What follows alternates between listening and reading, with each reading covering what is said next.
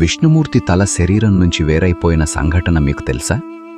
దీర్ఘయుద్ధం చేసి అలసిపోయిన విష్ణువు సారంగధనుస్సుకు తల ఆనించి యోగనిద్రలోకి జారాడు. అదే సమయంలో దేవతలకు ఆయన అవసరం పడింది. బ్రహ్మ ఒక ఆలోచన చేశాడు. ధనుస్సు తాడు తెగితే శబ్దంతో విష్ణువు మేల్కొంటాడని.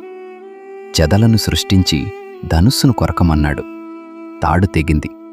ఆ శబ్దం ప్రళయ నిశ్శబ్దాన్ని చీల్చింది. ఆ వేగంతో విష్ణుమూర్తి తల కూడా వేరైపడింది. లోకాలు ఉలిక్కిపడ్డాయి. దేవతలు దారిలేక దేవినే ప్రార్థించారు. అప్పుడు దేవి చెప్పింది, ఇది యాదృచ్ఛికం కాదు. హయగ్రీవుడు అనే అసురుడు వరం పొందాడు. తనని ఇంకొక హయగ్రీవుడు మాత్రమే చంపగలడు. అంటే ఇంకొక గుర్రపు తల ఉన్నవాడు మాత్రమే. అందుకే విష్ణుమూర్తికి గుర్రపు తల అమర్చండి. అలా విష్ణువు హయగ్రీవ రూపం ధరించి హయగ్రీవుడిని సంహరించాడు. ఓం నమో నారాయణాయ.